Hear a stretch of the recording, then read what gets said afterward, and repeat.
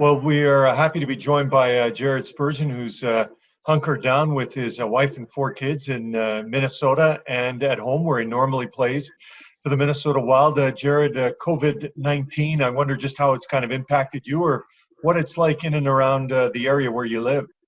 I think it's pretty similar to a lot of places right now. Not a lot going on. The streets are pretty bare and empty other than people going for walks, but it's definitely been a bit different, that's for sure. But I guess we're taking advantage of that family time as well, so that's fun for us. Yeah, with four kids, there's lots of family time. You've got a couple in school, a couple not in school. How are your teaching skills or your wife's teaching skills? I was fortunate to marry a teacher, so she's been taking the brunt of most of it, and I was taking care of the kindergarten stuff, and I seem to be kicked out of that the last week or so. So I'm more just a gym hero. That's about it. And other than But that, I take care of the other two kids. We'll try not to let them distract the older two. And yeah, I think I messed up a couple things, and then I got kicked out of kindergarten. Well, if you were coloring outside of the boundaries, that's okay when you're in kindergarten. So we'll have to figure out what you did wrong. What you did right was, become such an important player for the Minnesota Wild. And I was just looking at the standings because I haven't looked at them for a while. And your team is right there. And so there's so many different scenarios about if the NHL comes back, how they'll come back. What do you think might work best, selfishly speaking, for your team, the Wild? Yeah, well, we talked about it right when it happened that if we could have just played that last game and before the season was canceled because we were set to play Vegas, and we're hoping for a big win then to be put into a playoff spot because you had heard what the NBA did the night before, so you knew it might be coming for us as well. So we were hoping to get that game in, but right now you just hope to be in the playoffs if we do or are able to start back up. But right now you just don't have a timeline. Everything is so uncertain, and you're trying to stay in shape as much as possible, but it's also a bit different when you're sitting at home and weren't really prepared for this. So I think if you were to sort of get back into the playoff spot, if you were to be able to play a couple games, not maybe the full regular season that was left, but maybe one or two of them or three just to get into game shape so you're not just thrown into playoffs, and then maybe you'd be able to see some teams jump and get into those playoff spots that could have done that before the break had occurred. What are you doing to stay in shape? I was lucky that I have a decent amount of equipment because with two of our kids, they were born at the end of the season, so I had purchased a lot of stuff so that I didn't have to leave for the first couple months of the summer. So I got a bike, some dumbbells, bench, and some bands, med balls, but a lot of chasing the kids around outside. It's been nice enough that we're allowed to go or being able to go for bike rides and walks and able to go outside for runs as well. So I think just getting up and chasing four kids around is good cardio for me right now. Growing up, who was your favorite team and maybe who was your favorite player? Growing up, it was always the Oilers. So just being able to go to games with my grandpa or dad, I always loved that, look forward to it. You get to go to maybe 3 or 4 a year. And back then, my favorite player was always Doug Weight. So he was just a special player, very skilled, and it was exciting to watch for myself. Well, Doug Waite's really good friend and then line mate was Bill Guerin, who's now the general manager of the Minnesota Wild. What was it like when he got hired and you went from watching him and enjoying his team to having him as, your quote unquote boss?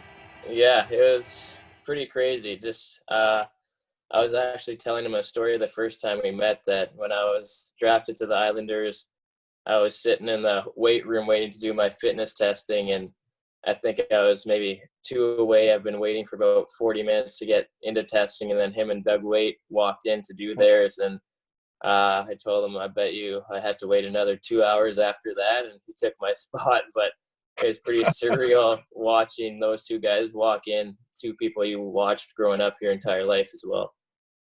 Now, away from the rink, Are you a fan of music? And if so, what kind of music do you like? I like all types. I think in the summer it's more country music, but just with being outside in the nicer weather. But I like pretty much everything. There's nothing I don't seem to dislike. I think if it's a good song, it's a good song. So I'll put anything on. Well, the tie into the country music then is the fact that you went to a concert and got to meet Tim McGraw and Faith Hill. What was that like for you?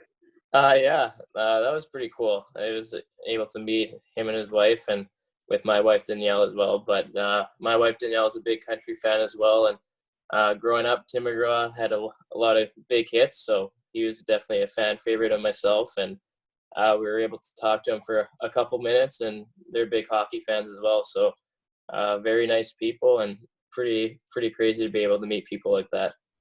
Now, Jared, sometimes you read stories that are true and some are not. Now, I read that when you were at the combine and getting ready to get drafted, that you might have put, I don't know if they were rocks or something in your shorts or sweatpants to make it seem like you were heavier. Is that true, or is that just something that was made up? No, whenever at the start of every WHL season, the central scouting would come around and they'd weigh you and measure you and how tall you were. So I think it was my draft year that year. We were in a tournament in Tri-Cities, and I taped some pucks into my pockets and around my waist to try and get an extra couple pounds. But I don't think that was my problem at the time. So I definitely tried anything to get the weight up, but I think it was more my height that they were worried about. Well, your height and weight have not stopped you from becoming an incredible success with the Minnesota Wild and in the NHL. So many people watch you, and I think they look at you and look up to you in the sense that you don't have the prototypical professional athlete's body for hockey. How have you done it and done it so successfully? Well, definitely the rule changes helped out a bit. So whenever they changed those to be able to make it more of a skating game, that definitely helped myself. And also, I was never the tallest guy. It wasn't like I grew to 5'7", and well, everyone else was 5 feet. I was always on the shorter end. So I think from a early age, I had to learn how to play as the smaller guy for my entire life. So sometimes you see those guys that sprout a lot earlier than others, and you can create some bad habits, whether it's just having your head down all the time when you have the puck because you know you're not going to get hit or knocked off of it. So I think just being smaller all the time made me learn how to get in certain positions, whether to use my stick or just my skating as well. So then, you often hear from smaller players who've succeeded like you that they had people tell them that they couldn't do it or they might not be able to do it. Did you run into that growing up? And if so, did you just use it like so many do as inspiration and motivation to get to where you are now? Yeah, I think this story is sort of well known about me and my good friend Tyler Ennis being cut from Bantam team and when Bantam AAA our first year, and we were told we were too small. And even through the WHL, I felt that I would have good years and better years than some guys that were touted to be high-end draft picks, but I was never up in those conversations just because of the size factor. And still to this day, people are always still worried about the size. And even though there's a lot more smaller guys playing, but I think that if you see the brains of people, that's more important with a lot of skill, because you could have all the skill in the world, but if you can't think the game, you're not going to put yourself in the right positions and be in the right position for teammates or to support a teammate. And I just think that if you can think the game, you can always have a chance to play at the highest of levels. Well, we're going to make you think right now because when we've been doing these at-home interviews, we've done rapid-fire questions. So we're going to finish you off Yeah, with 5 rapid-fire questions. Some may be hard, maybe not. I was gonna Favorite say, dessert? Favorite dessert? a big chocolate cake guy. Okay, that sounds good. Childhood hero? Probably my grandpas and dad. Just growing up, always looking up to them and just everything that they did for me. And then when I got a bit older, it turned into sports figures. Like I said, Doug Waite. Now, favorite arena to play in that isn't the XL Energy Center? Vegas for sure. The atmosphere there is amazing. Favorite sports movie? Remember the Titans. Another good one. And if you weren't playing in the NHL, what do you think you'd be doing? What I wanted to do was be a physiotherapist.